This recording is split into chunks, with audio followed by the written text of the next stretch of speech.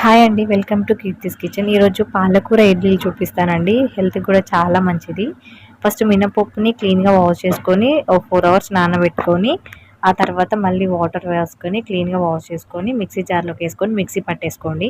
ఆ తర్వాత అదే జార్‌లో పాలకూర కూడా కట్ చేసుకొని మిక్సీ పట్టేసుకొని, అదే బ్యాటర్‌లో వేసేసుకోండి.